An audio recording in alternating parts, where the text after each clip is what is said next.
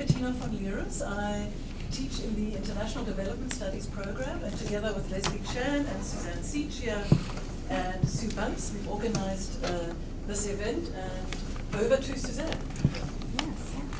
So we are being recorded today so that others who can't make it can view the event. So, during questions and things, project really loudly and so that the camera and all that can capture it.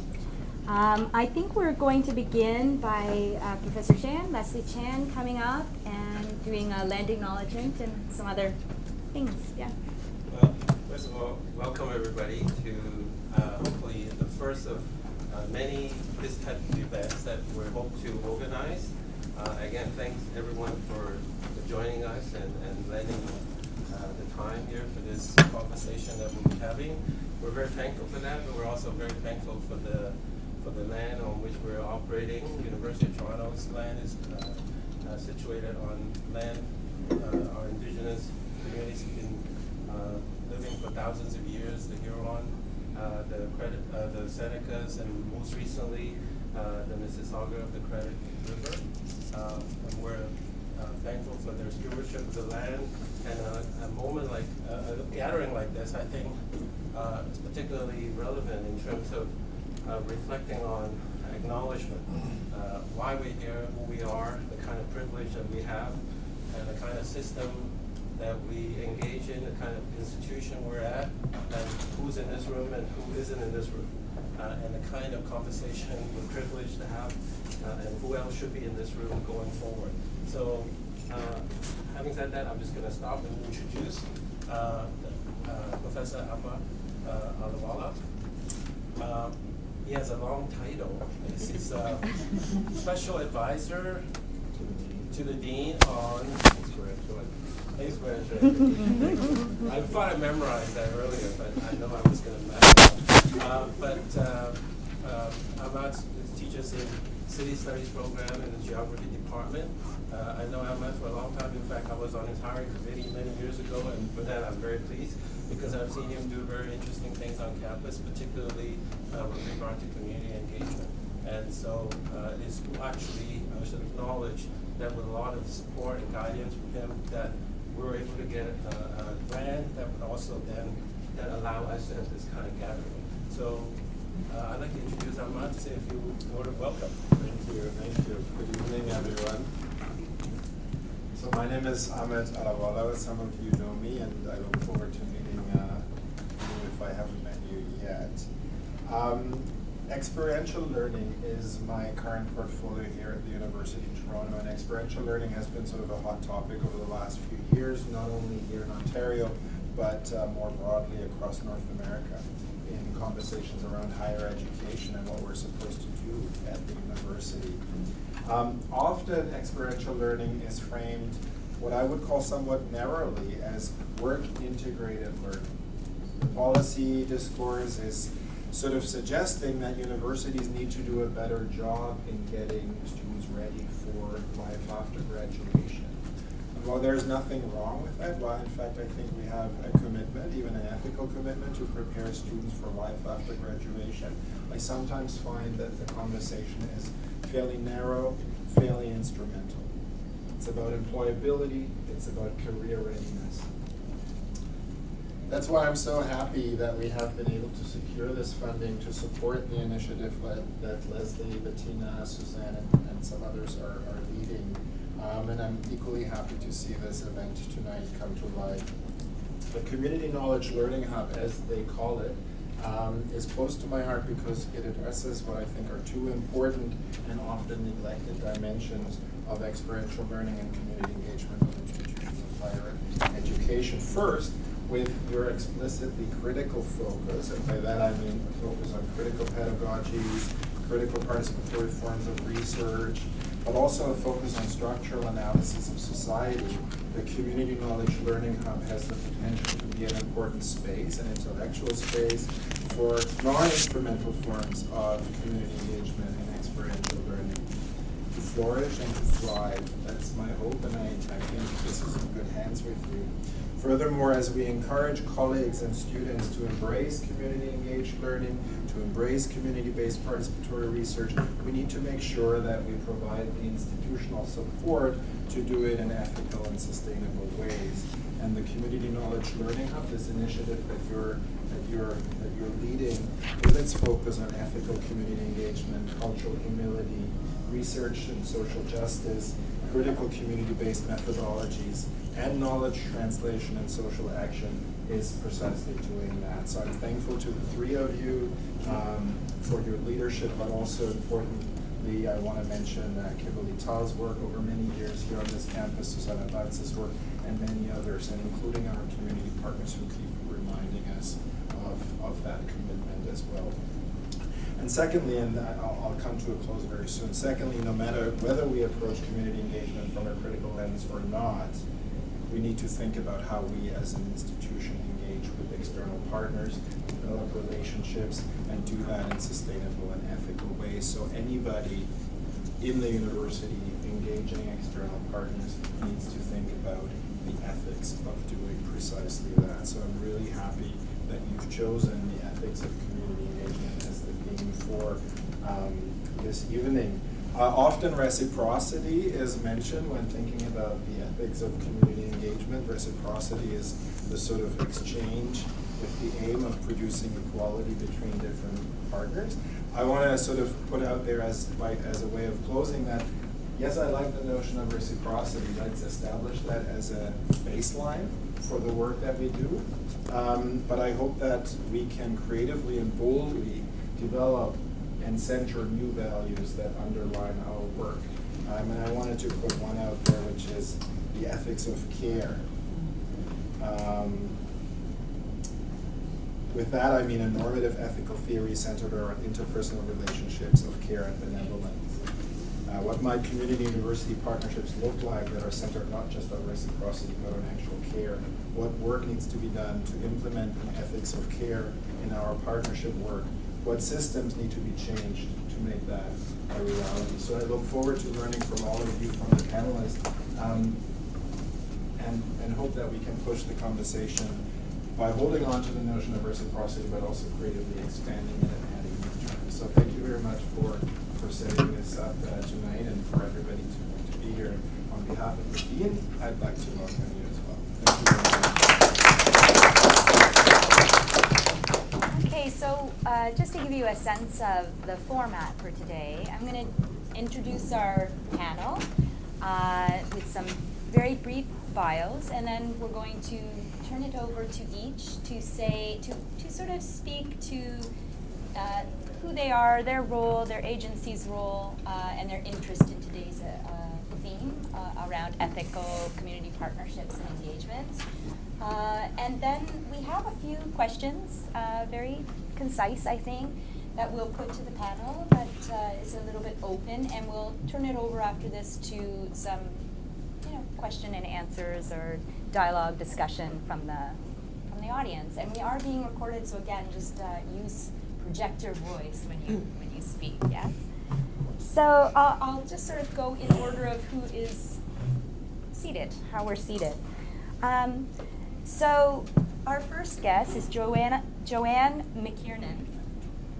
Over the last decade, Joanne has inspired community, corporate, and government partners to rally in support of volunteer-driven social change, most notably working with thousands of organ and tissue transplant recipients and donor families to double the size of our provincial registry, an increase of nearly 2 million individual registrations. It's big, yes. Now, as Executive Director of Volunteer Toronto, Joanne uses her passion for public engagement to connect volunteers to the nonprofits that need them, overseeing training and education programs which support over 650 nonprofits and 500,000 prospective volunteers each year. When she's not in the office or here speaking at the University of Toronto Scarborough campus, Joanne can usually be found playing competitive volleyball, struggling to get back on the basketball court, or leading the Halton Hills Active Easy Alliance, a municipal committee focused on encouraging active transportation. Next, so I'm not typed up in order here. Talisha Ramsaroop is a Community Projects Coordinator from York University's TD Community Engagement Center. She has 9 years ago, she began her undergraduate degree in sociology at York with a specialization in anti-racist research and practice. Since then, Talisha has used her lived experience and academic learning to pursue a career in community building, with over 8 years of experience, including as a project manager for a grassroots youth agency and as a community planner for Social Planning Toronto. She now works at York University as a Community Projects Coordinator in the TD Community Engagement Center. Next, we have Lieben Gebremichael, the Executive Director of Taibu Community Health Center. Lieben is the first Black male executive director of a community health center in our province. Originally from Ethiopia, Lieben has over 25 years of experience in the primary health care sector, social services, mental health, and community capacity building and development field. Taibu Community Health Center provides primary health care and related services for Black populations across the Greater Toronto Area as its priority population and residents of the local community of Malvern. Recognizing that systemic oppression has fostered conditions of ill health with Black communities, Taibu strives to deliver these services through intersectional, equity-based, and culturally affirming practices that promote holistic wellness, health education, and prevention. Since its official establishment in 2008, Lieben has led a team of dedicated, passionate, and professional staff to advance the mandate and mission of the organization. Today, Taibu Community Health Center has over 8,000 registered clients who are receiving a wide range of culturally appropriate health and social programs and services in the community, and it's known for its non-traditional and innovative programs. Next to Lieben, we have Kimberley Tull, Director, Community Development and Engagement at the University of Toronto Scarborough campus and Project Manager of Access Programs in the Office of the Vice President and Provost. Kimberley has more than 20 years experience in anti-racism, anti-oppression, community development, and relationship building work. Her roles involve rethinking traditional institutional systems of power and privilege and raising awareness and understanding of the barriers to access to post-secondary institutions and establishing systemic and structural change to address and remove those barriers. Kimberley has received recognition and several highly respected awards for her work in community development, partnership building, race relations, and leadership. Kimberley is also the co-founder of the Miss Education Project and immediate past vice president of Taibu Community Health Center. And finally, we have Professor Bunce. Suzanne is an associate professor in the Department of Human Geography and City Studies at the University of Toronto Scarborough campus. Her research centers on the role of sustainability in the context of spatial planning, development, and redevelopment practices in urban communities and neighborhoods. Her research examines the actors, interests, and motives in the adoption of sustainability principles and practices within urban communities and neighborhoods, and explores, pardon me, I think I've just, and I muffled it. I had a long day of teaching, I apologize. So let me say, she is interested in the local politics of land use, socio-environmental contestations over local spaces, particularly those caused by gentrification, and more hopeful community-based methods for affordable, accessible, and sustainable land stewardship. She has been involved in the development of UTSC's community engagement approach and a steering member of the Kingston Galloway Orton Park UTSC Community Campus Partnership Committee. This work has fostered an interest in the ethics of community university partnerships and diverse pedagogical approaches to community engaged learning. We had one other guest. He unfortunately had a personal matter that needed attending to. His name is Mr. Alfred Jean-Baptiste, Executive Director for the Center of Learning and Development in Regent Park. And at this point, before I sort of turn it over to each of our distinguished panelists here, to say a little bit about who they are and their agency and their interest in ethics and community engagement. I'd like to begin by reading a statement that Alfred from the Center for Learning and Development at Regent Park actually shared. He was very sorry to not be able to attend, but it's a really thoughtful reflection, and I think it's a really nice way to begin. So this is from Alfred. So, hello everyone. I was looking forward to joining others on the panel and sharing what I believe is, while not new, a very timely topic. I was going to advance the basic thesis that community engagement and university community partnerships are vital cogs in addressing issues of poverty and injustice, and can go a long way in advancing community and society in general, if the focus is on embracing and promoting people's lived experiences without, at the same time, encouraging, promoting, or supporting false consciousness. I've observed the tendency, even among community agencies, to accept without challenge stories, ideas, and problems and solutions advanced by clients and residents to the detriment of their efforts. In my experience, I've come to recognize that community and agency knowledge is not always enlightened. Taking the side of community also means identifying and challenging false consciousness. One of my favorite Gramsci quotes is as follows: "I hate the indifferent. I believe that living means taking sides. Those who really live cannot help being a citizen and a partisan. Indifference and apathy are parasitism, perversion, not life. That is why I hate the indifferent. The indifference is the dead weight of history. The indifference operates with great power on history. The indifference operates passively, but it operates. It is a fate, that which cannot be counted on. It twists programs and ruins the best conceived plans. It is the raw material that ruins intelligence. That what happens, the evil that weighs upon all, happens because the human mass abdicates to their will, allows laws to be promulgated that only the revolt could nullify, and leaves men that only a mutiny will be able to overthrow to achieve the power. The mass ignores because it is careless, and then it seems like it is the product of fate that runs over everything and everyone. The one who consents as well as the one who dissents. The one who knew as well as the one who didn't know. The active as well as the indifferent. Some whimper piously, others curse obscenely, but nobody or very few asks themselves, if I had tried to impose my will, would this have happened? I also hate the indifference because of that, because their whimpering of eternally innocent ones annoys me. I make each one liable, how they have tackled with the task that life has given and gives them every day. What have they done? And especially what they have not done. And I feel I have the right to be inexorable and not squander my compassion of not sharing my tears with them.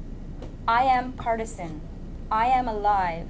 I feel the pulse of the activity of the future city that those on my side are building is alive in their conscience. And in it, the social chain does not rest on a few. Nothing of what happens in it is a matter of luck nor the product of fate, but the intelligent work of citizens. Nobody in it is looking for the window or the sacrifice and the drain of a few. Alive, I am a partisan. That is why I hate the ones that don't take sides. I hate the indifferent." Alfred concludes, "Have an intellectually stimulating discussion, and I look forward to hearing all about it. Thank you for understanding my absence, and once again, I apologize most profusely for it." So he's given us a lot to I mean, just a little Gramsci to start off a long day, to end a long day with. But with that, I'd like to invite each of our guests to spend a few moments just sharing a little bit about yourselves, your agency, and your thoughts on today's theme. Well, Volunteer Toronto is an agency with deep roots So we go all the way back to the Great Depression, a time when we needed to mobilize individuals to community build, but obviously couldn't do that through employment. Fast forward to today, and quite frankly, we've been operating much the same as we did almost 90 years ago, connecting individuals to the organizations that need them. But the organizations, the landscape, the community, the picture of Toronto we see today is very different than at that time. So Volunteer Toronto has sort of kept its head down, doing community building activities, high-level education campaigns, doing some, capacity building. It's an oft-used phrase, but really some capacity building amongst volunteer management in the city. But we haven't tipped our heads up to look around at the city that we serve, and that's really the era we're in. We're in an area where we realize that half the city is comprised of newcomers who, the moment they arrive, and when I say that I'm not being hyperbolic, literally day one, day two, they're seeking us out to find an opportunity to gain local experience, to connect in community, practice language skills. That's not, that's not been the service we've been providing. That cursory, surface level support is where we've stayed and where we can't stay much longer. Volunteer Toronto is one of over 200 volunteer centers across Canada. Volunteerism is really embedded in the heart of the Canadian experience. Almost 50% of us do it with some regularity. But this is a sector, or a part of the nonprofit sector, I should say, that is slowly dying. Volunteer centers across the country are shrinking because they're doing the same thing over and over again and expecting a different result. They're refusing to change the way they operate. They're refusing or reluctant to engage in partnerships like the type of partnerships that we have with UTSC that are going to change the way we do our work, that are going to inform a different perspective about where we need to be and how we could be doing it. On a personal level, the thing that intrigues me most about partnerships with academic institutions and other institutions is the infusion of fresh thinking and perspective into the nonprofit sector. As you heard, I'm a recovering civil servant, so I come with that lens. But the longer that I, the longer that I move forward in this realm of the world, the more I realize what an incredible heartbeat the nonprofit sector is to the engine of public life. The idea that this sector is bigger than mining, automotive, and oil and gas sectors combined is profound. We have a huge nonprofit sector in Ontario, over 14,000 organizations that identify as nonprofit, and that doesn't even scratch the surface of grassroots volunteer-driven groups that do incredible work across the city, but of course here in Scarborough, really profound social change that happens as a result of volunteer-driven organizations. So for me, the interest is in infusing perspective, infusing interest. So having a group of students, for example, perform research for us as an organization is exciting, yes, because of the opportunity to learn something new, but it's also exciting to say, here's some really cool, interesting stuff that's happening in your neck of the woods because of a sector you might not have considered at home. You might be thinking about it more broadly in the international context. So, and those are the two lenses we come with. The reality that we need to do things differently to survive, that we need to think about volunteerism not as sort of your grandmother's volunteerism, dedicated time, set hours, something fun to do as a nicety, but as an essential part of our experience. For whatever those reasons are that we arrive to volunteerism, and that we need to, it's critical to do better work and to do it in a more interesting way. Expose more folks to a sector that's doing cool things. Thank you. Hi everyone, my name is Talisha, and I come from a really interesting perspective in that I work at the university. So I work at the York University, but I work out of their Community Engagement Center. So York University has a TD Community Engagement Center that started 10 years ago, and we're located off campus. So we're located right at the intersection of Jane and Finch and one of the local malls. So 10 years ago, this concept of this Community Engagement Center came up because there was a lot happening in the community that was not necessarily being mutually beneficial between the university and the community. So community residents came together and really advocated that York needed to do better in terms of doing relationship building in the local community. And this was especially needed because York's proximity to Jane and Finch is extremely close, a 15-minute walk if you know the shortcuts, right? But the work that was being done with York or from York within the Jane Finch community was not with community, it was for community. So what we saw happening a lot of the times was a lot of research being done because of the exotification of Jane Finch as this community that experiences these various different forms of oppression. Everybody wanted to do research in Jane Finch community. People as far as Switzerland were coming to York to do research in the Jane Finch community, and people were being over-researched in the community. So residents were explaining that they were doing interviews 2 times a week or being asked to do interviews 2 times a week. The same topics coming up over and over again, and research not being mutually beneficial. And one of the biggest things was that people were saying that research was being done, but they never found out the outcomes of those research. So community members kind of coined something called parachuting, which is when people from the university parachuted in, did their project or their research or whatever it was, and then parachuted back out. So the center was kind of formed to help create more mutually beneficial relationships with the community, but really with the mandate to be grounded in community and to be located in the community. So rather than making residents come on campus, how can we support the community in the community and by the community? So everybody who works at the center now are residents or former residents of the Jane Finch community and are people who are very actively involved in the community. So we do a range of different things. One of our main mandates is increasing post-secondary access because there are 5 major local high schools in the Jane Finch community. And at the same time, we have one of the lowest rates of post-secondary attainment. So one of our major mandates is how do we make post-secondary more accessible for young people in that area, especially knowing that one of the major institutions is walking distance from their schools. Why is it that residents who live in that community have never set foot on your campus and are not experiencing the campus and using the resources of the campus? So we do a lot around post-secondary education, but one of the other major things that we do is connecting in terms of research, and I think that's what I'm going to focus my talk today. And actually, Abena should be the one up here. She is actually one of the people who started a group called the Jane Finch Community Research Partnerships, which started 3 years ago, and I mean this has been an ongoing process. And in 2003, a group came together called Connecting the Dots, and they came together and had a big conference to talk about the relationship between York University and the community, to talk about ongoing relationships. And one of the major conversations there was that there needed to be a better process for ethics when people were submitting research proposals. And so one of the things they talked about was having somebody from the community on the ethics board at York University.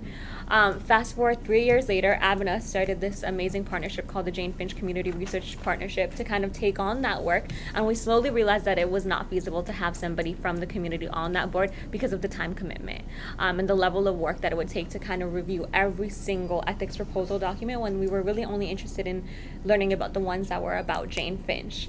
So Abena did a lot of work with a bunch of community partners, York University members, and created this new framework of doing research in the community. And so one of the things that happened was, and has been happening over the past 3 years, this has been a very long process that we've been working on, but one of the things that that group has kind of managed to do was to create a framework for how people are expected to do research in the community.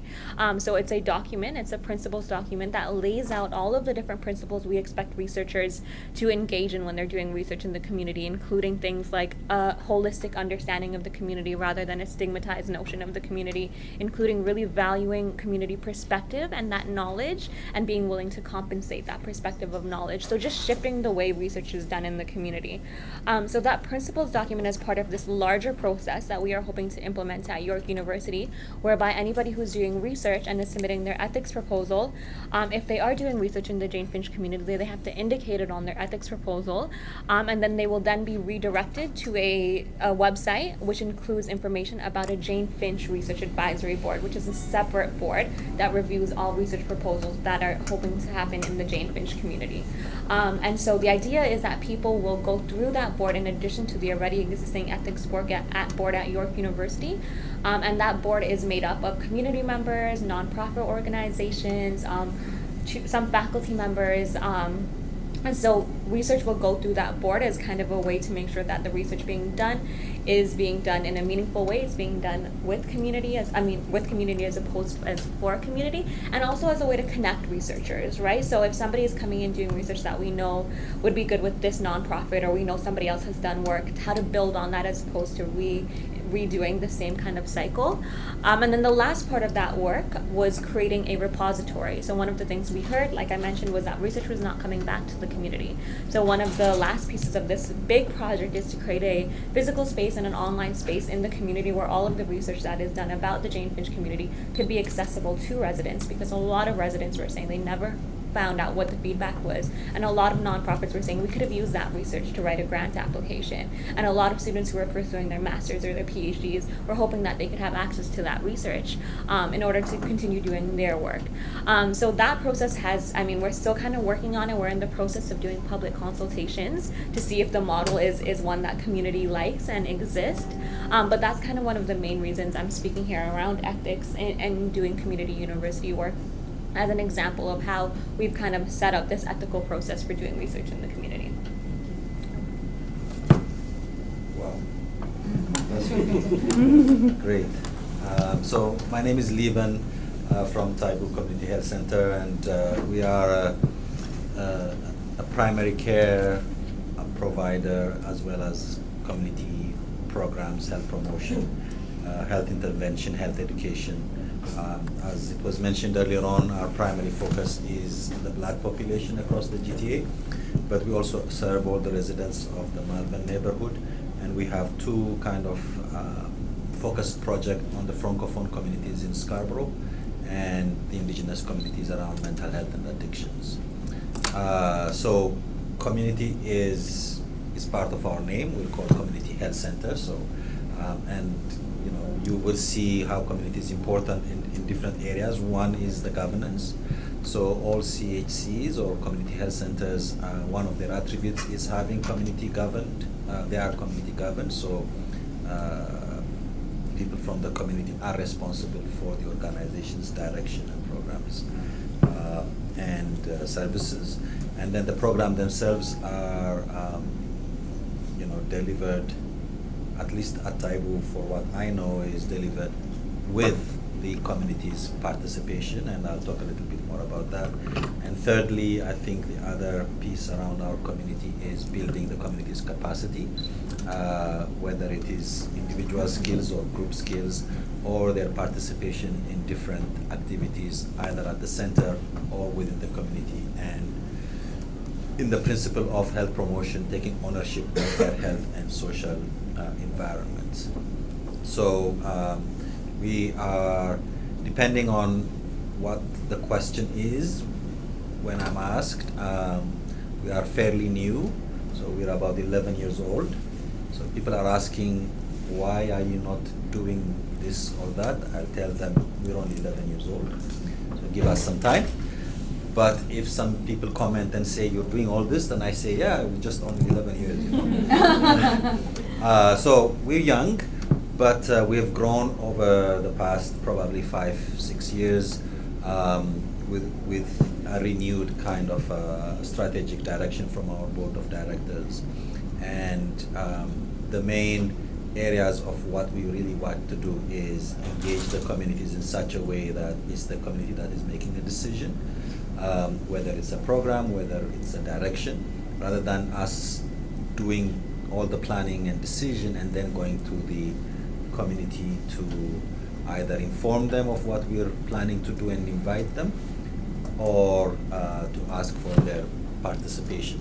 And so we have now developed a model of engagement as well as program and services, and we call it the model of Black health and well-being, that infuses all the kind of Afrocentric and anti-Black racism values and principles into how we think, into how we plan, and in how we deliver and communicate with our communities. Some of the principles, the two main ones are the principles of self-determination and the principles and values of Ubuntu. And earlier on we were talking with Ahmed about the values of Ubuntu. Ubuntu is a Zulu word that means I am who I am because of who we all are. And so we're using those principles in how we are planning our programs, evaluating our programs, and engaging our communities. There is this saying, and I hear it quite a lot, where people say, if you build it, they will come. It hasn't worked with us. So right now, we're not using flyers because most of the invitation is done by the communities themselves who are at the table deciding what programs should happen. So within the principle of the Ubuntu values, we have a project called the Ubuntu Village Project. That is a project that we designed about 6 years ago as a way of engaging the seniors into health and well-being. We wanted to move away from the traditional bingo and gentle yoga exercise for seniors. And we were looking for a model of how we can get them to be actively involved, not just in their own health, but also in the health of the community. And so, we started talking about how does this happen, for the seniors when they were back home before they migrated to Canada. The tradition is the village takes care of the village, the neighbors take care of the neighbors. And so we wanted to create a virtual village, Ubuntu village here for the seniors.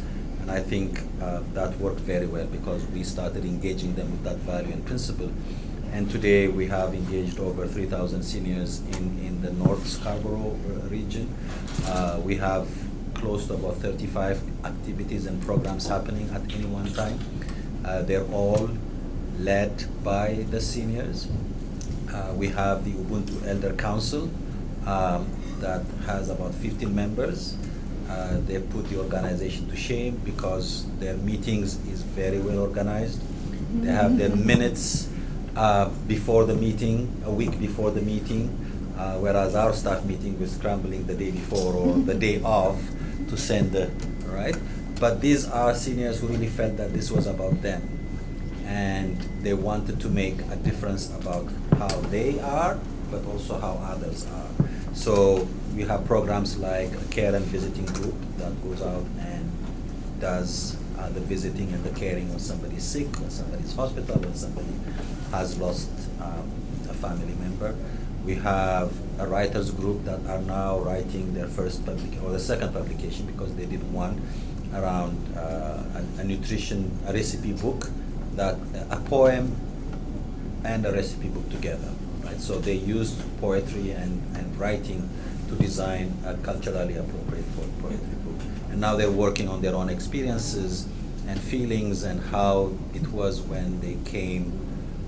So when they migrated to Canada, what was the experiences? And the idea was that they would share their stories for the next generation through writing. We have a computer literacy program that's also led by seniors, and they are now working in partnership with the library, local library, in delivering the computer classes. They've done that for a couple of years, and now Toronto Library, at least the local branch there, wanted to change their own curriculum of how they did computer literacy because they found that what the seniors had developed was more seniors friendly. So now they're working in partnership to change the curriculum. So community for us is at the center of what we do. For people who have not visited Taibu, I would invite you to come. When we have events, we have run out of space. People don't want to leave after 10 o'clock because that's their space. And I think, when we're talking about community or any partnership or engagement, I think the idea of power is very, very important. We had to learn both from administrative perspective, but also about, like promotion and health promotion activities, that we needed to be aware of the power that we hold and be ready to negotiate that power with the communities. Because I think that's a very important element of doing engagement or relationship. And I think it will probably come up when we're talking about engagement and relationship with big institutions, academic institutions such as UTSC. Like small things, like for example, if clients are coming and complaining about something at the front desk, we had to tell the front desk not to take it personally, because if they are making a complaint, however big or small, it means that they are comfortable to do that in such a space. When I go to my doctor and my doctor is late by half an hour or 45 minutes or an hour, and I'm sure this is your experience, I don't go to the front desk and complain. Even though I am like, I have status, I have language, I'm a professional, I don't. I'll just grumble to myself sitting there and, huffing and puffing, and then I'll go back. But if somebody can come to the front desk and say, why is my doctor's appointment late by 15 minutes? I think they feel very, very empowered and comfortable to say that to the front desk. So we have learned to take that as a way of, this is a good thing that is happening. So, I know it's very hard for the front desk people because they get it, quite a lot, but we have to learn to kind of change how we think, right? Another example would be, we used to finish our programs, on a yearly basis around June, because school is out. We have challenges with, child care, if we have running programs, so we end with, when the school ends, we end our programs.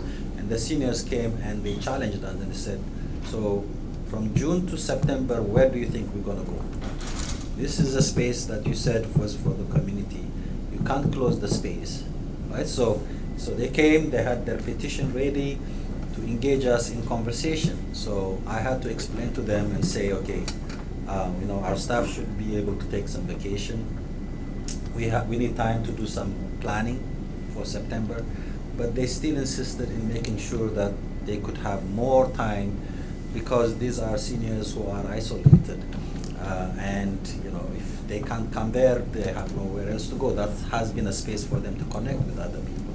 So we've negotiated now to end our programs in July rather than in June, and I've asked them at least to give me August, because I have to give some space for the staff. So those kind of negotiations where they feel that they have power. So I've said to my staff, there's no financial risk, legal risk, or health and safety risk. We shouldn't be making a decision about the programs that they want to do. They can do the decision and we could be informed. So I had to learn, and our staff had to learn to go back to the space and say, no, you make the decision, and we'll see if it doesn't fall within those 3 risk areas which I'm responsible, and of course the board would want to know.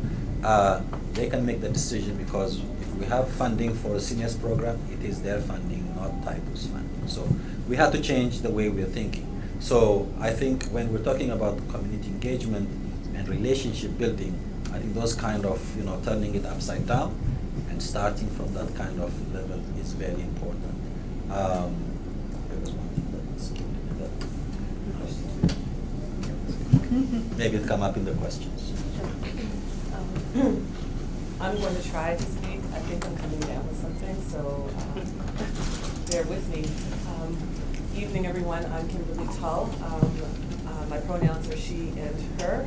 I'm a settler, and that's important for me to say as a first-generation Canadian as well. So I want to put that out there in terms of the lens that I take this work on with. I approach this work from an anti-racism, anti-Black racism, Afrocentric, and Black feminist thought perspective, and that informs the work that I do and the way that we do the work in the Community Development and Engagement Office here at UT Scarborough. Very privileged to be on this panel, so thank you for including me, and hearing everybody speak beforehand. I was like, what do we have left to talk about? And then where do you start? So I think I will start with the fact that U of T Scarborough has been doing community engagement, community development, community outreach work long before this portfolio was created. I went to school here in the 90s, and we were doing the work then. And I think that's an important piece to recognize. There's people from the faculty side, who we'll hear from shortly, who've been engaged in this work long before it became embedded in the structures of the university. And we don't believe in erasing that history, but instead building on that and learning from that as well. And I think that's an important piece that we'll probably hear throughout, is that this erasure that can sometimes take place when the academy or academia enters the world of community development and engagement, right? The relationships start the moment that we decided the relationship needed to happen. But we don't function from that perspective. So the community development and engagement portfolio became official in 2012. When I joined in that role, there was already work taking place in Kingston, Galloway, Orchard Park, and you heard in Sue's bio that we were able to work together with the East Scarborough storefront and the residents of East Scarborough and Kingston, Galloway, Orchard Park to co-create, co-inform, co-develop reciprocal learning community partnerships, reciprocal learning community partnership, community university partnership.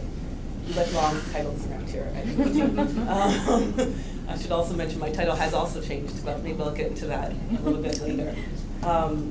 But this was an important and historical piece for the university because it was a time where we actually sat down and challenged traditional ways of knowing and of being and existing from an academic institution perspective.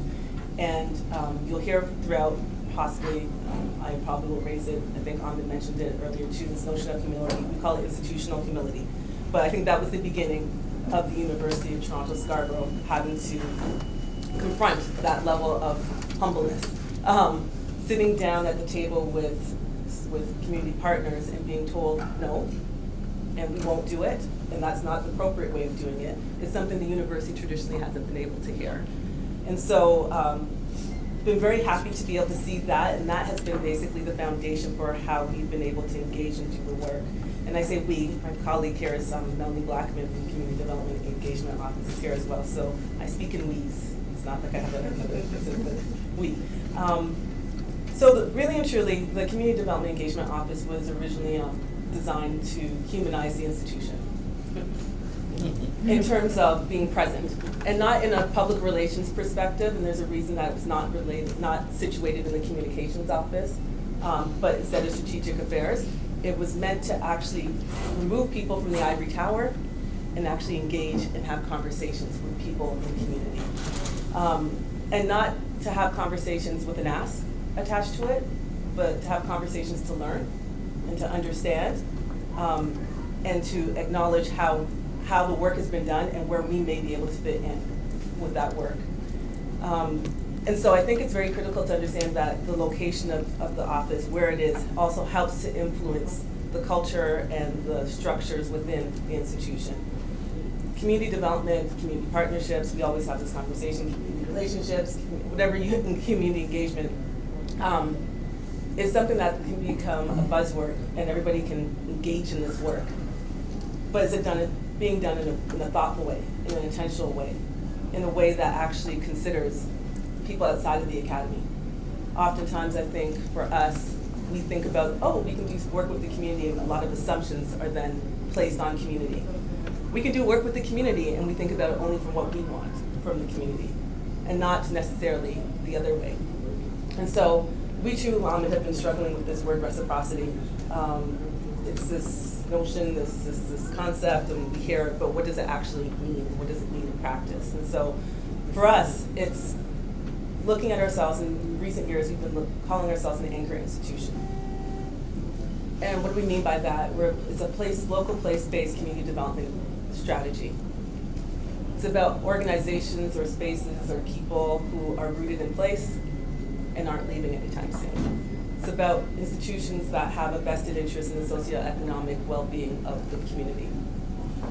You can be an anchor institution, but be very paternalistic in your approach of engaging community, or you can be an anchor institution that actually is engaging with community and understanding local community wealth-building strategies, local social change strategies, and then actually trying to figure out how you can work in tandem to realize that change.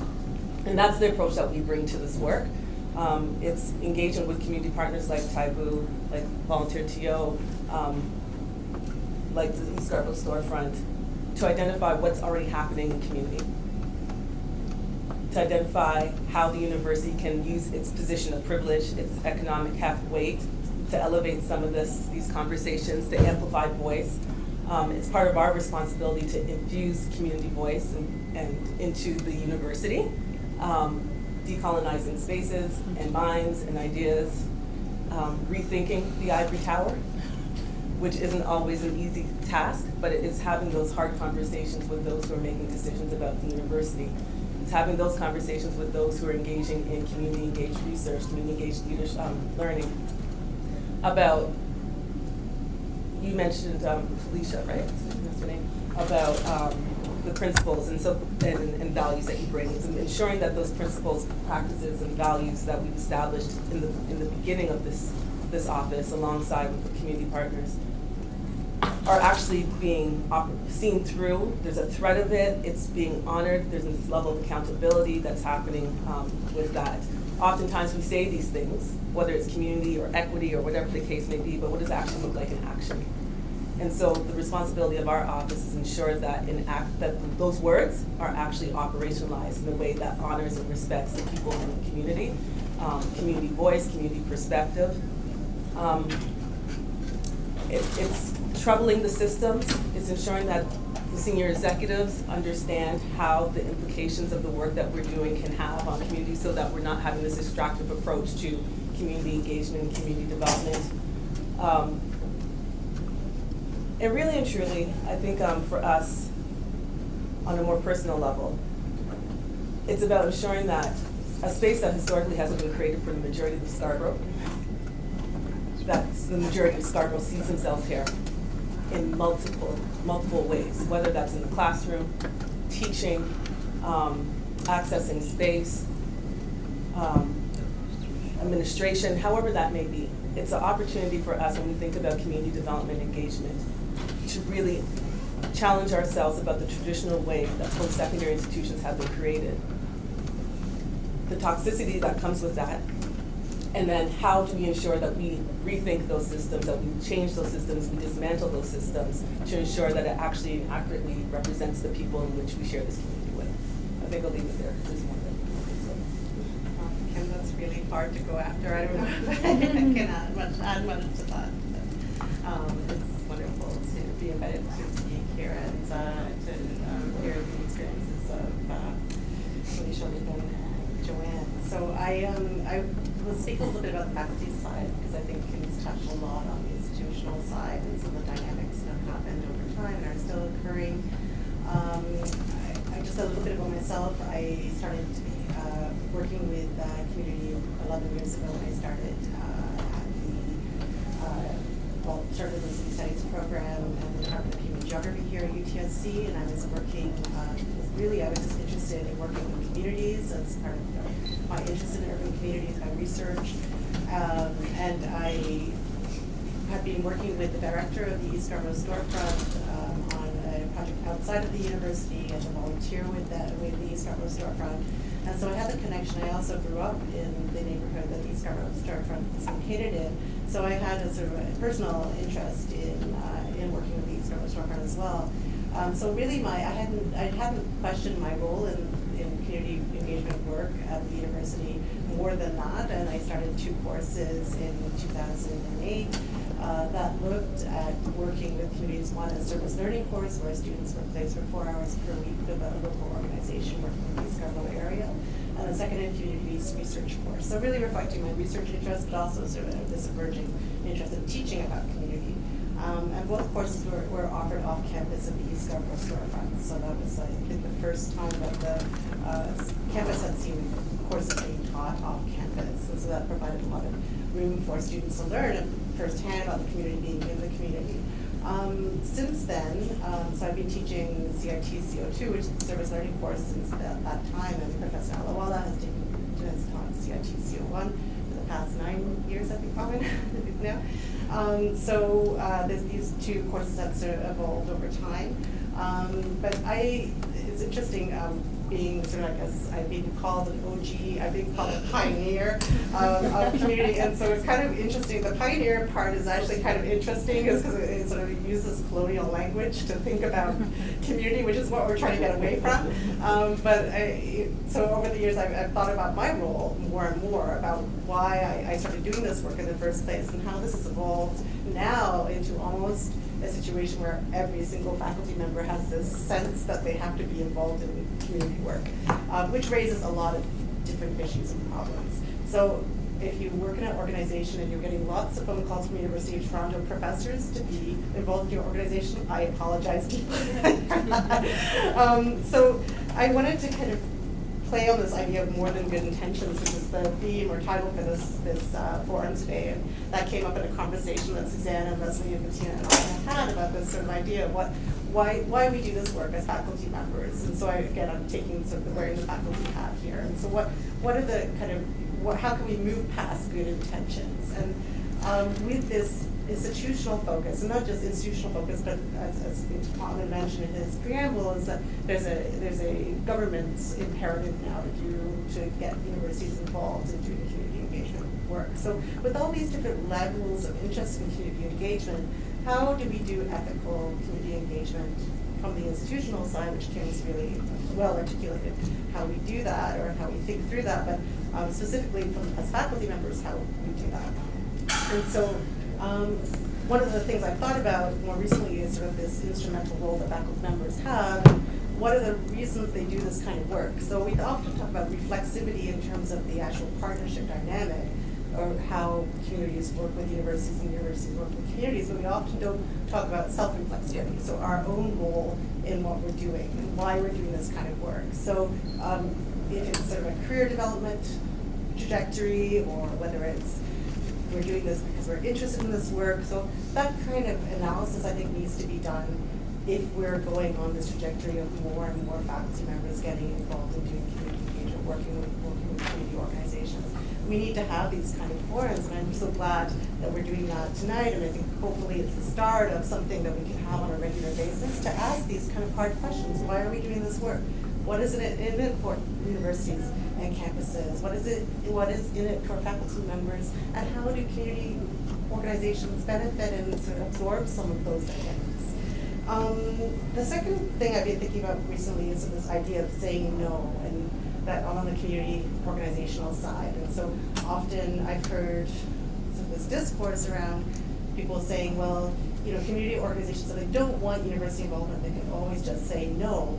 And I've really thought about this over the last couple of years, particularly in relation to some community work I've been doing, not in Scarborough, somewhere else, but thinking about sort of the power issues in that, and sort of the onus being placed on the community organization to say no, rather than the vetting of the project being done by community faculty members to begin with.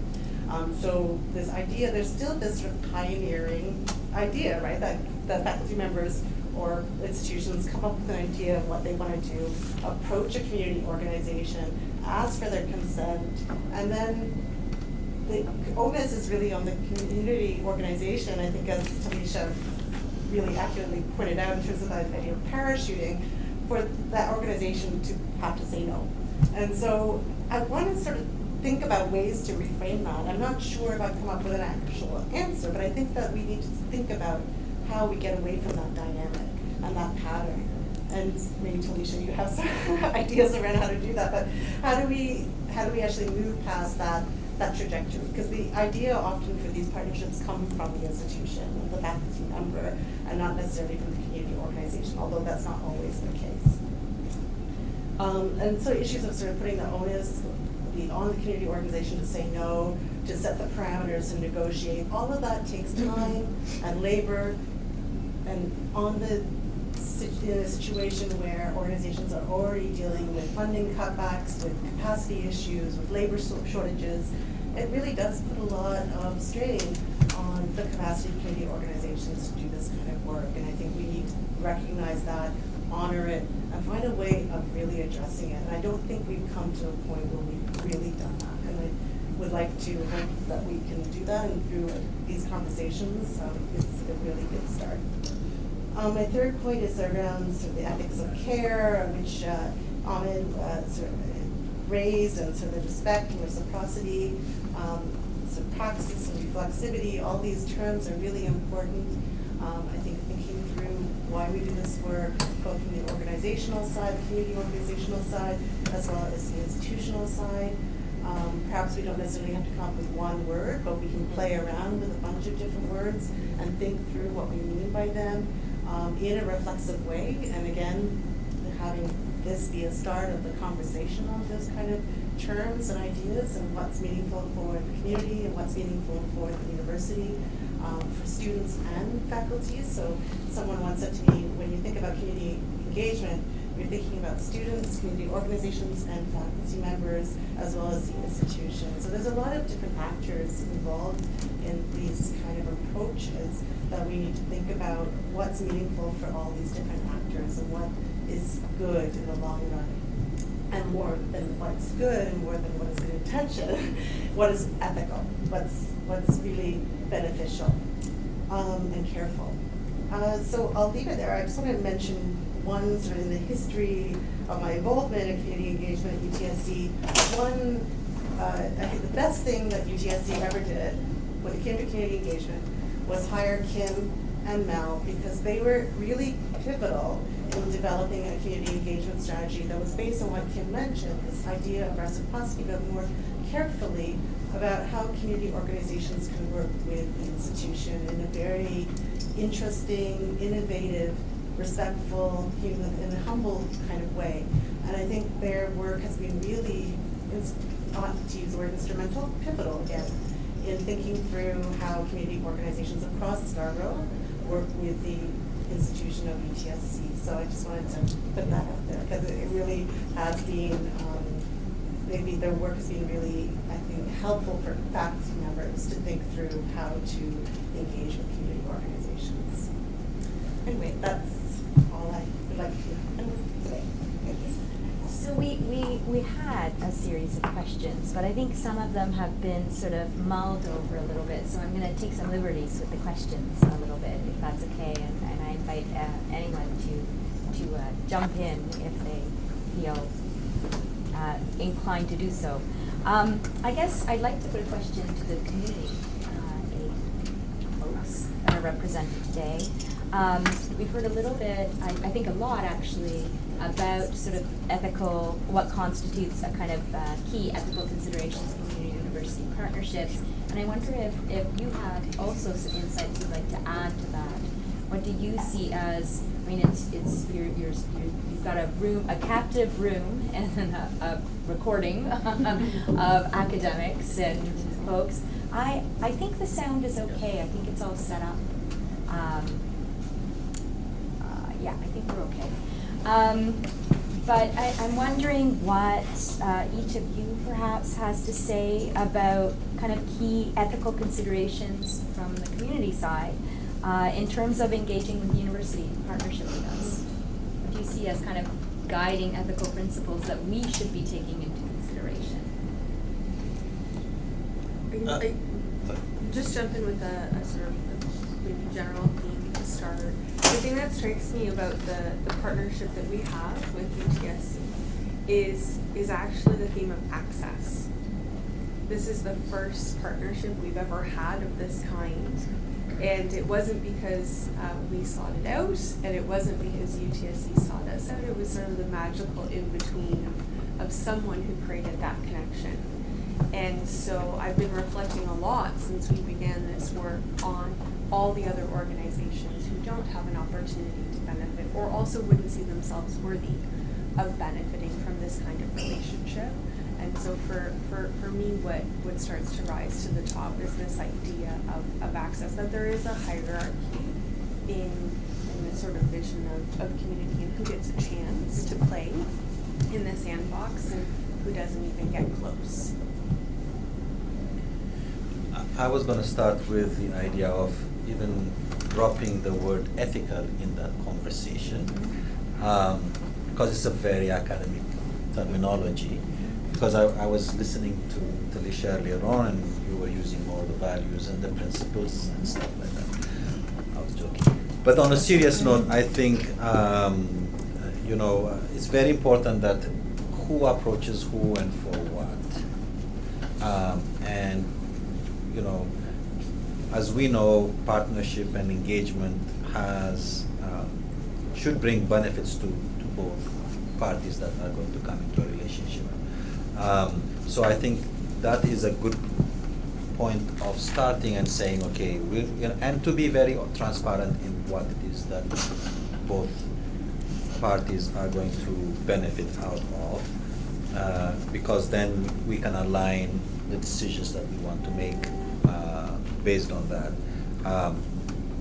So if, for example, the academic institution or the university is approaching a community partner for a research opportunity, then this is what the research is about, and then the community can have then a say to say, okay, we need to do it this way to be able to benefit us as well as you, instead of, because I think sometimes, and I think it boils down to who holds power and who plays that power all the time. Sometimes there are certain maybe ethical consideration or guiding principles that the academic institution or the university comes with and say, we are going to do this research, and here are some boundaries or limitations. And from a community perspective, because of how we would like to respond to the relationship, maybe it's an opportunity for us, so we don't want to lose that opportunity. We may agree to those certain principles, but may not really work for us, so we compromise. And so I think being honest from both ends, say, okay, here is what we're doing it, and for the community to feel comfortable enough to say, yes, but those few limitations or your principles may not work from our perspective. And it could be, there may be situations where, for example, if the research or the engagement is around youth, is there something that we need really to pay attention to, how we are allowing other people to come to the youth? So how do we play that role in making sure that we're not exposing certain things unnecessarily based on either the community being approached? So very honest conversation, and because the institution holds the power, I would say, I think it will be for those institutions to feel comfortable to say, I'm okay to let my power not be so powerful, and I'm okay to find ways of working with that. I think that's the real beginning of a relationship where there are I've been in situations where they're coming and saying, okay, we have to do it this way, and I have to respectfully find a way of saying, can we do it in another way, without fearing that maybe if I say this, then would I lose this opportunity of a good partnership or a project. We are doing something right now with another big institution where there is like, okay, here is the plan, and we're going to do this, and we're going to do this, and I have to say, hold on a moment. I know we have a very tight deadline, but this is good as a framework. And so I have to find languages to be able to say that, because I don't want to lose that opportunity, because this is a very important project for the community, and there is some resources attached to it. So, that should not be the case, but I have to do it in a way that works. So I think if the bigger institution is coming to a community saying, okay, we have to do this, and be flexible to see what can come out. At the end of the day, if both parties are trying to do something good for the community, I'm pretty sure they will find a way of getting there without being too rigid within those boundaries. I think what you're Makes sense. describing too is also, it's very practical. It's when we get to be involved in the conversation. The earlier, the better, because that diffuses the power. Yeah. Right? You're not coming with a fully formed, like you're talking Yep. about this framework Yep. and this very rigid. You have the chance to inform, you have the chance to dialogue, you have the chance to also absorb how that's going to function for your organization, and those are really practical considerations, because that's the job we have, to be good stewards of our organization. And that timing, and also the openness, right? So the fact that you can bring something that's not fully formed, the fact that you can dialogue on it, the fact that you have time to do that, right? Capacity and bandwidth and all of these types of words are very real considerations for us. And so in order to get the best effort and the best investment and cooperation from an organization, you need to have some time to mobilize. And that's how you get to something that's mutual, that represents quality outcome for everyone. So very practical considerations. That's the world, I can speak for myself, that we live in. What is next week going to look like? What is next month going to look like? Having time is luxury. And so the more the better, and the earlier the better, I would say. I can just jump in on this. I think the point you're talking about, both of you, there's assumptions that are placed, I guess, that the university as a whole, this is a huge generalization, has an appreciation of what the community can bring and some of the challenges that you may also be facing, or that you function like a business. And right, like, I don't think that's always a consideration when going into these types of partnership development, relationship building. So I do question if the university has the power, because the university relies heavily on community knowledge, community experiences, lots of things dealing with community in order to be able to realize a research goal or whatever they're trying to realize, right? And that in itself is power as well, right? But does community actually see it as power? And that's a piece that and so then it takes us to the next question I have. Whose responsibility is it within the academy to be able to support community or to negotiate these conversations between community, faculty, and whomever, right? Because you have the TD, right, Community Engagement Center, you have us in our area, but that's not always the case, right? Not every single partnership goes through particular spaces. So I remember being at a talk a few years back for Toronto East Quadrant Local Immigration Partnership on the Bridges Forum, and a community partner raised their hand in the session and asked, can we pose questions to the university? Right? And in that moment, the immediate answer was yes. But there's that, like, there's definitely that feeling that they cannot approach the university, and that they don't necessarily have we don't necessarily speak the same language. So you mentioned the difference between ethics and values and principles, right? We might be speaking, that might be the same thing, we're saying the same thing, but I think that's also part of the conversation. So I just wanted to put that on the table. I don't necessarily have answers, but wanted to put that on the table for something for us to think about and consider, because we're assuming that we all think the same way within the space, and we don't. And so then how does that get into something that's embedded into our structures, where we do start thinking and the culture is changing as it relates to how we engage with community, right?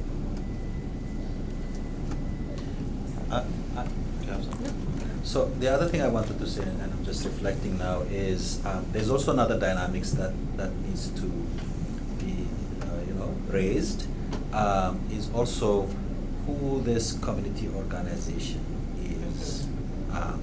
Because let's say, for example, an institution, I'm not specifically talking about UTSC, but any bigger institution that wants to engage a community organization, if it is, if they come to Taibu represents certain kind of a status. Okay, we have some funding, we have a building, we have staff, and that plays some role in that engagement and relationship building.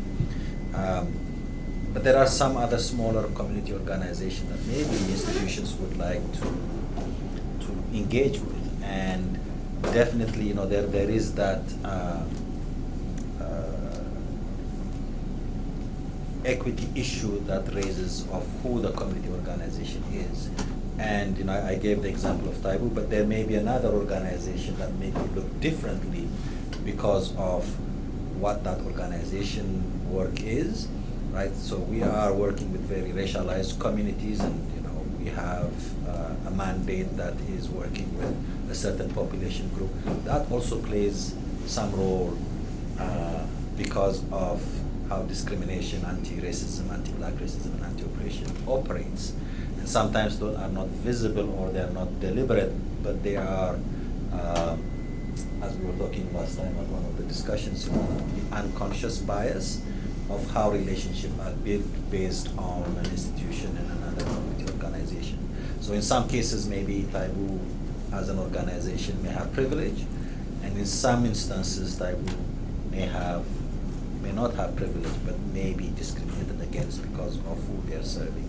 So those kind of conversations are also very important to raise and to be aware, so that, and then I'm thinking about smaller organizations that really could benefit both the university or any other institutions in community engagement, and also they could benefit from the institution because it's about capacity building and learning experiences that they can have. But how can they be at the table if there is no capacity for them. And again, the question is, who's responsible for doing that? But I think when we're talking about community engagement, we really need to make sure that we're also leveraging capacity for those who are not able to participate. And when I talked about Taibu and capacity building, we're trying to do that with smaller grassroots community organizations who may not have access to funding resources, for example, because of how they're organized and how small they are or how young and emerging they are. But they are the ones who are actually doing the work in the community because they have the connection. But if they can't access resources, how are they going to continue to sustain what they're doing, right? So we try to work with those small, organizations to kind of access provide that access and support so they can grow and be at the stage where now they can negotiate their own relationship moving forward. So, when we're talking about community organization, particularly racialized and marginalized population, there is, different levels of marginalization that we should also be mindful and trying to leverage that capacity, whether it's, different kind of engagement, access, support that they need to be able to participate. And I'm sure if we really work with those marginalized groups, there is a lot of learning, but we can also support them in building the capacity. So what they're doing is also sustained in the long term. So for example, we had a governance and leadership capacity project that we got funded from the city. The idea when the city came up through the recommendation of the Anti-Black Racism Action Plan the city has, was to train Black Torontonians in general so that they can be now represented at different boards of health and social services, because there is underrepresentation of Black communities at tables where decisions are made. And if you want to change some of the situations in the community, you have to be able to have that representation. So that was a capacity building grant. But we were intentional in our approach to the city for funding. We said we want to start with small emerging groups that are doing a lot of work, but because they don't have capacity, they're not able to sustain themselves. And so they will start something very exciting, great, it could be with young people, and then after a year or two they will die, right? And then the project dies, the program dies, the service dies. So we said intentionally that we will start looking at those groups and start building their capacity before we go to the general public to do the capacity building program. So, and then we said we will go to institutions and also change how they provide space for marginalized voices at their committee table or board table, so that they're not just ticking a box and saying, oh, we have like 2 Black members on our board. But if the space and the dynamics and the process does not change, why would you have 1 or 2 people there just to say, yes, we are, we are good. So I think, we have to think about capacity building when we're also talking about community engagement as well. Sorry, I talk too much. No, not at all, not at all. I I think there is one more question I think I'd like to put it to Talisha and perhaps Alina as well. And it's specifically around, and we sort of touched on some of this, but I'm curious to hear what you think some of the ways the academy, academics, professors, researchers can do better in engaging with community partners. I'd like to hear what I know that you've been doing a lot of work in this regard with your university and Jane Finch, so I'd love to hear a little bit more about that. Yeah. I can start and you can jump in at any point, Abina. I think it's a process, and I think one of the things that professors need to be accountable for and need to take responsibility for is that you can't expect to have things done like this when working in the community. So a lot of professors, because of this new mandate to do experiential education, which means putting a lot of students out in the community and letting them do their thing, come in with these good intentions to get their students real life experience. But one of the things we started doing really early on was before your students can do placements in the community, they need to do a community training.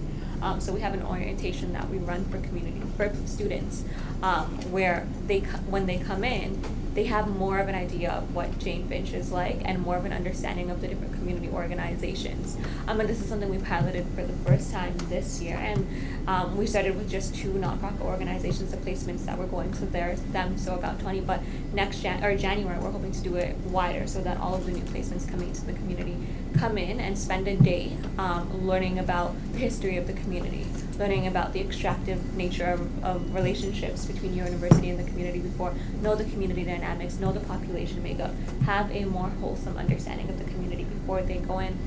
And I think this is very particular, like it's so important because there's been so many harmful relationships in the past, right? And so many things that have occurred.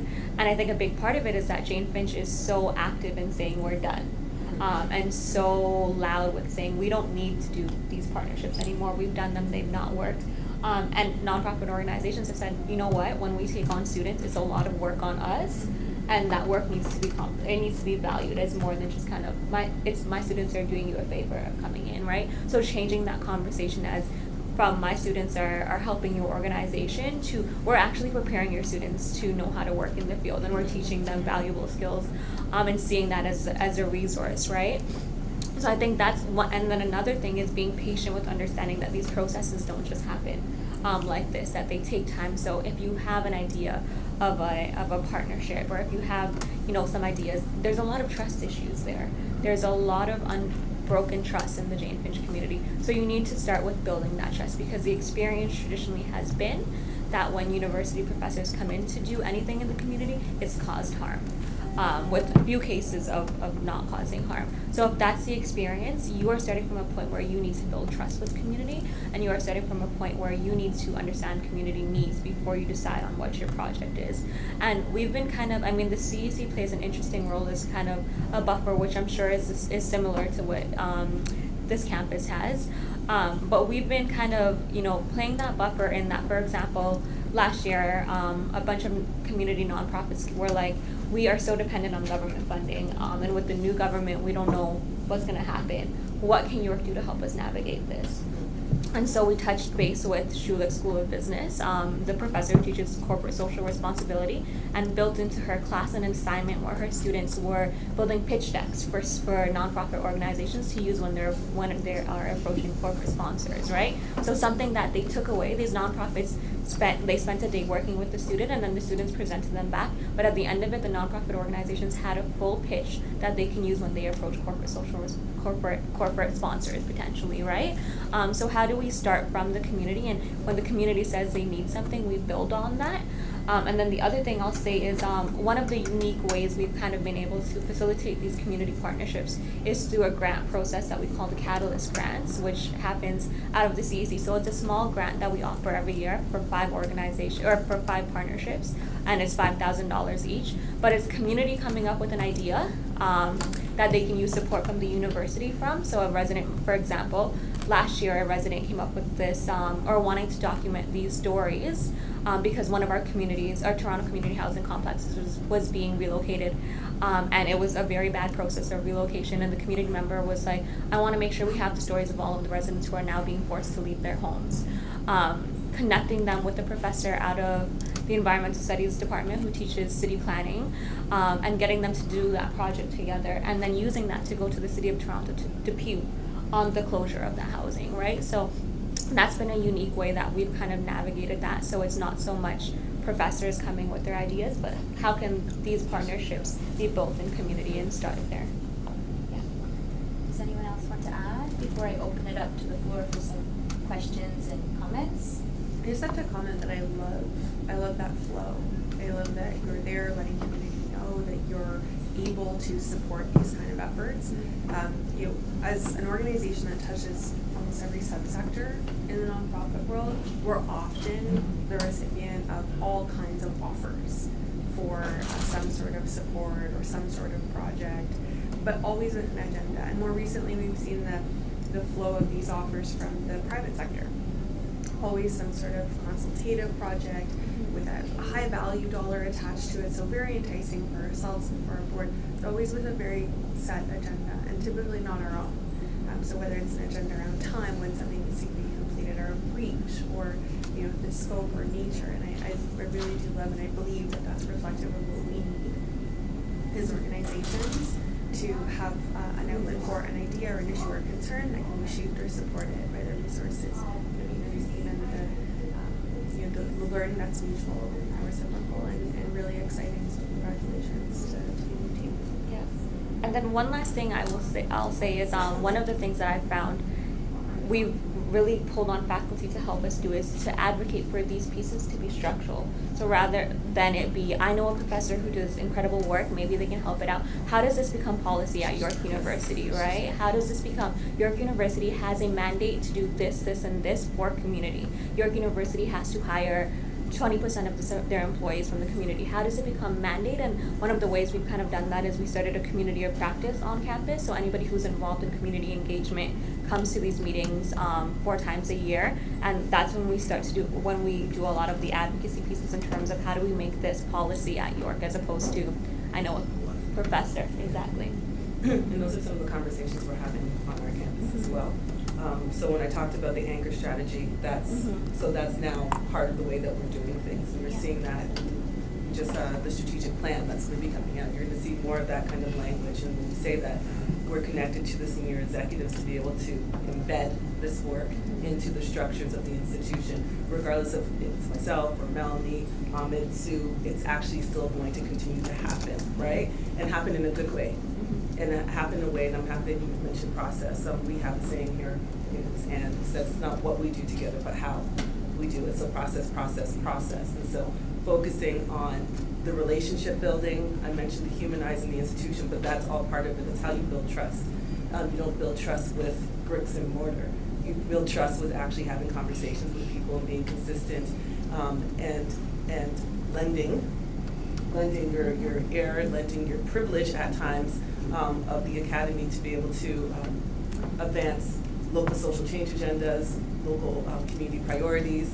It's being even responsible when you're within the institution, when you hear language, when you hear the way that people are approaching it, to be able to know how to intercept that and how to have those difficult conversations, because those are the types of things that actually have to happen.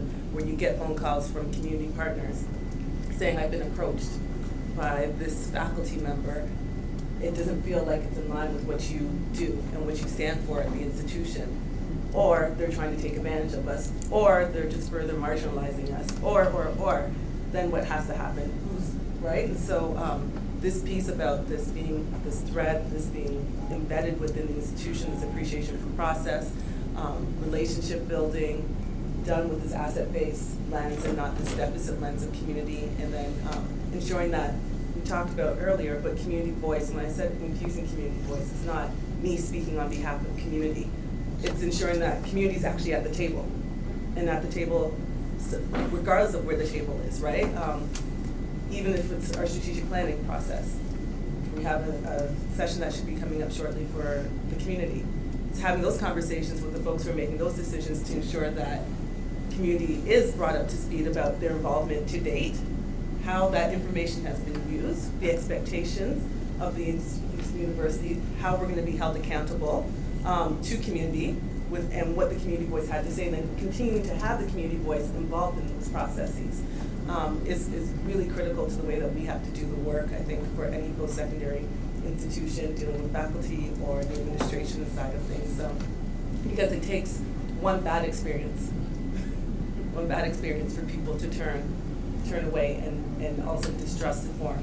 And yes, I feel the same way also about this students going out in community. I think we've had conversations with several folks around the room about that, and then how do we do that in a smart way? If it's something that has to be done, how do we do it in a way that is smart, that's intentional, that's thoughtful, that is rooted and grounded in equity and anti-oppression, and that it keeps community at the center, and not try to push them to the margins to be able to just essentially do the work that we ask them to do or we tell them to do, because it's not their burden.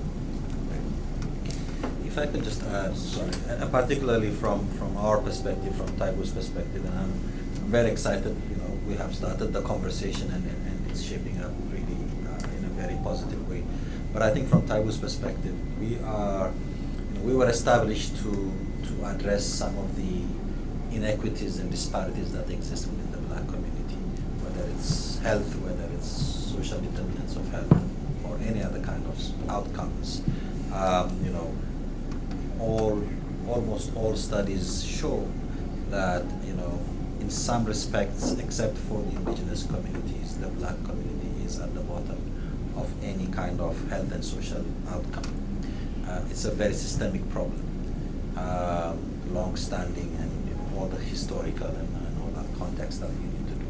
And so, you know, we are the founding members of Taibu really wanted to tackle this very difficult systemic issue, and sometimes it feels very heavy on us and on the board because this is a change that we're expecting to bring. You know, there is a role that academic institutions and academic professionals can play, and so I think, you know, as part of the discussion we were having, some kind of the long-term kind of systemic engagement and strategy from academic institutions is very important, because this is a long-term process that we have to tackle, and it's going to take us a long time by chipping away what we need to do in terms of changing. And in order to engage in these changes, we need a lot. You know, like I sit at different committees, and when you raise certain issues around equity, they'll say, well, there's no evidence, so you know, we need to have evidence-based blah blah blah. And I'm saying, well, there's evidence, but it's not the evidence that you are used to. But we have evidence, so if you come to the community, you'll find out the evidence. But I think academic institutions can help get those evidences in such a way that it makes sense for the system to look at and hear what the concerns are, and also beyond having student placements and research projects, also think about what are the practical stuff that we need to do in order to bring about those changes.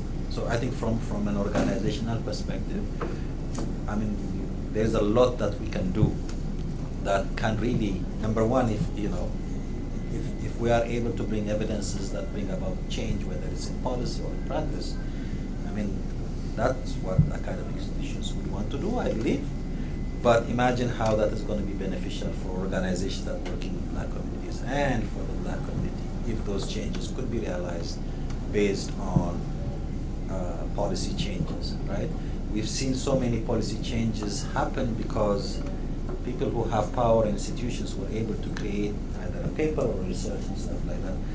But there is a deficit within our communities, and I think that is a role that as an anchor institutions like UTSC can play to make sure that there is a focus on those deficit areas where there are certain communities that are not participating at that kind of level of discussion. We have a lot to offer, but there's a lot of scientific research, evidence, all those kind, and some of the things we've started talking about that will make this thing real when you go to government or when you go to other places to say it's credible because UTSC was part of this project. So I think there is even more opportunity to really bring about change. And as an organization, as I told you, we're about 11 years old. We've been doing a lot of programs and stuff like that. That was really good over the past 11 years, but we have come as a board and an organization that we need to stop thinking about projects and programs and think about how we're going to influence system change. And this is an opportunity for us to really work with where there is a lot of knowledge, but expertise, technical and clinical expertise, so that we can take it to the next level. Thank you. I'd like to, we're really tight on time. We got started a little bit late, but I would like to take this opportunity to open it up to folks who are in attendance who want to share thoughts or have questions for any members of the panel, or just a reflection on ethical community principles, community, university, partnership, and engagement. Yes, please. I think what's also important that hasn't come out yet is that the labor that's involved in relationship building is very unevenly distributed. So we also, as institutions, have to look inward to see who's doing it, who is engaging in this kind of work. And let's assume it goes right. Let's assume we are putting in the care and the love and the relationship building, it's not evenly distributed. And how does the university or the institution recognize or value that kind of labor that is going into them? So I think that's an ethical consideration as well. Perhaps more inward looking from the institution. If we are being asked to do this because of policy flavors of the day, let's say, the university needs to be engaged, who is doing and what's the labor involved? And what's the funding? That's affiliated, right? The resources that are required beyond. So there's people, but then there's also the funding piece, right? Yeah, I wanted to ask Talisha, does the community get compensated financially from the university for the one-day training? Which would be an interesting question, right? If all the service learning students have to do a full-day training that's administered by the nonprofit, is the university compensated? So the training is actually administered by the Community Engagement Center, so it's out of our office, but it was built through a lot of consultations. It came from a project called Connect the Dots, which was a funded project to kind of look at that relationship, and they created a curriculum that we've kind of worked with and built on to create that orientation. But we've taken it on our role just because we know resources are short for everybody else, and the capacity of every nonprofit to deliver a training to their students is limited, right? And people are overworked, they're doing a lot. So that's kind of why we were like, we can do this to help support that piece.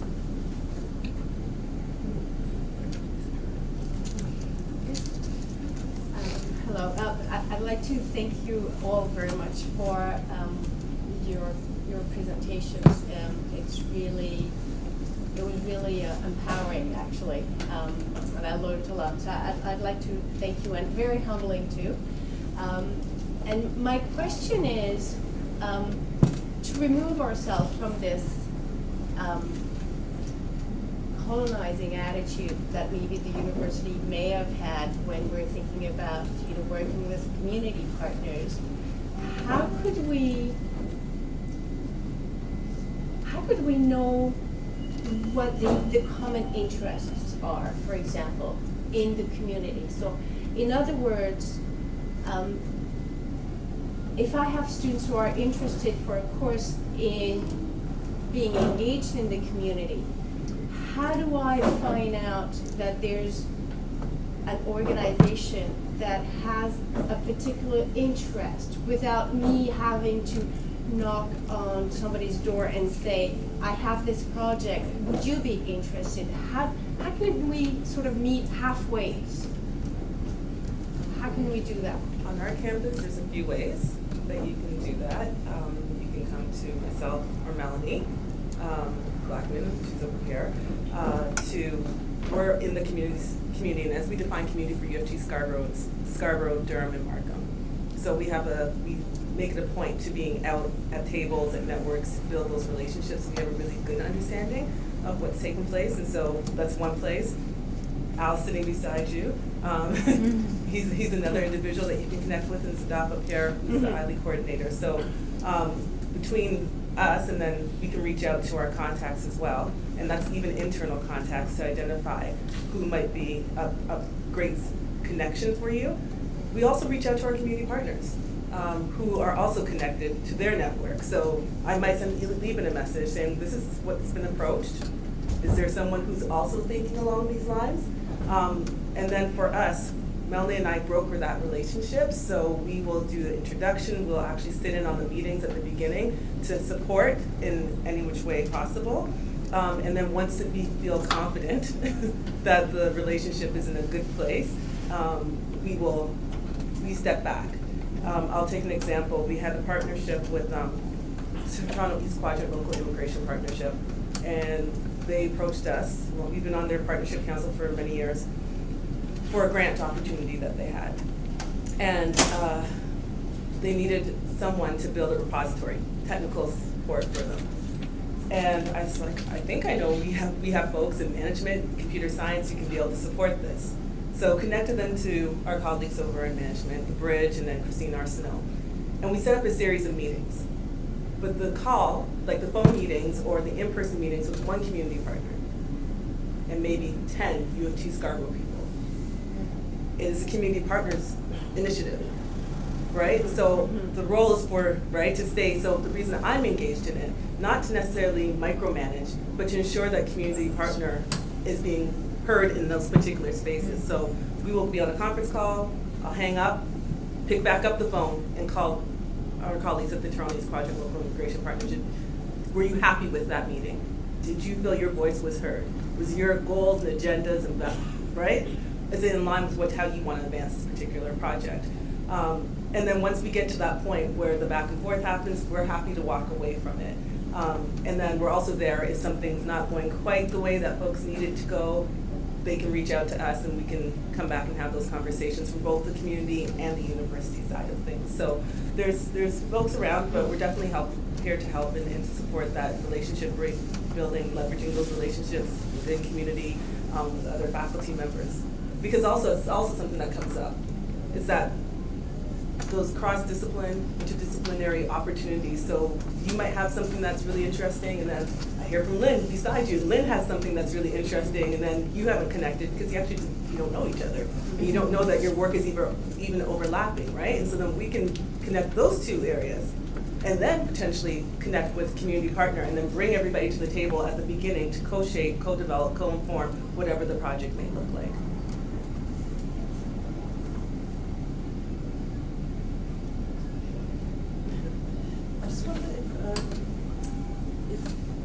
Talk a bit about what you need from the university to engage policymakers, local government officials, city officials. What type of support do community organizations need from the university? Because I started my community engagement work in South Africa, and we were told from the beginning, your only role is to help us engage policymakers. I know there's a lot of other roles they play, but what's the most helpful thing that the university can provide in your work with policymakers? Information, intelligence from that information. It's for an organization like ours, we do a good job of managing relationships with various levels of government or important community leaders, but research is a luxury and yet a currency, right? So if I'm going to sit down, for example, with the mayor, I don't have much to say if I don't have something that rises to the top. I don't have new information. I don't have something to say about how it impacts community. Program numbers don't matter. The story we tell doesn't really matter in those conversations, but the ability to produce research, that's a currency for us. So on a practical, I can only speak for our organization, but it's absolutely the product of research. I think it's definitely research is very critical, right? Because policymakers base their or are influenced by research outcomes, and it could be research that can be done around local issues, or it could be access to research that already exists, right? There is a lot of information within the university that exists.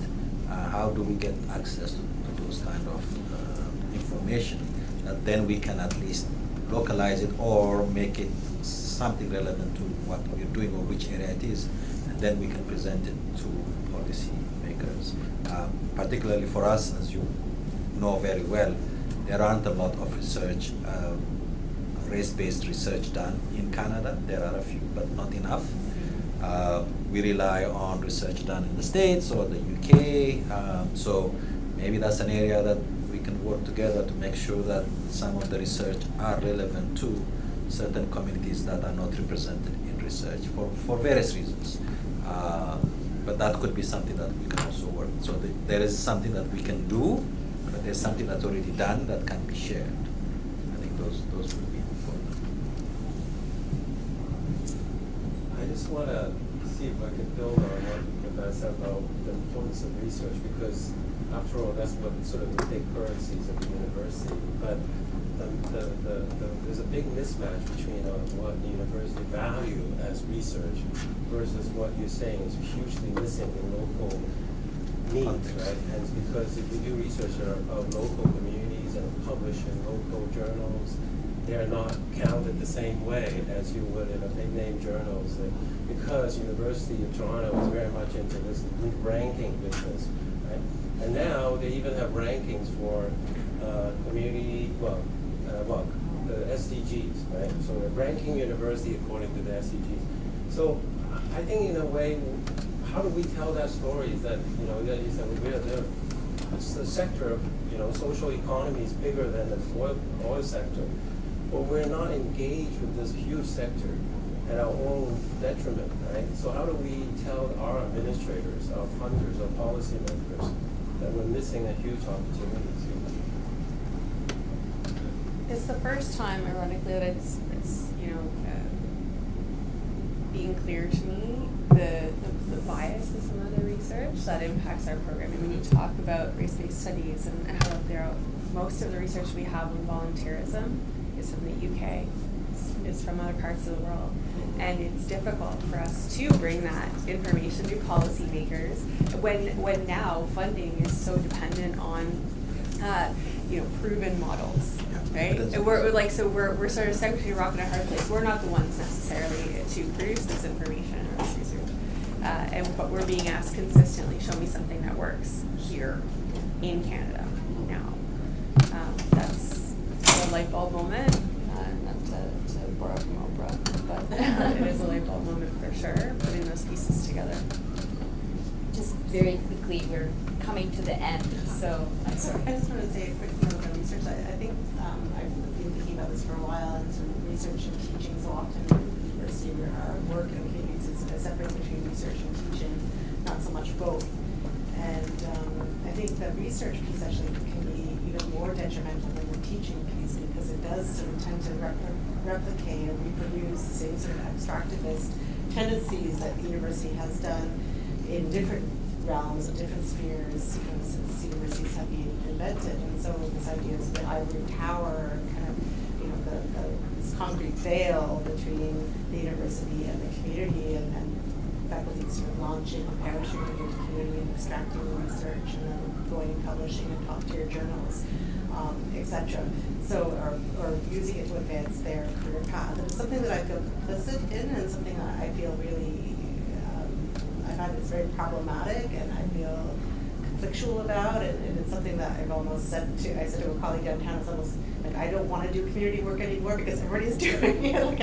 I feel like it's something that's just become so trendy for faculty that they don't really think about sort of the implications and the problems inherent in the kind of, we still operate within a structure that makes faculty members produce things. And so this productivist logic then drives us to a situation where we're constantly grappling with how community engagement actually works in this kind of research agenda. Whose research agenda is it? Is it the communities? Is it the faculty? How do you actually co-produce research? So all these problems I don't think that we have a solution to.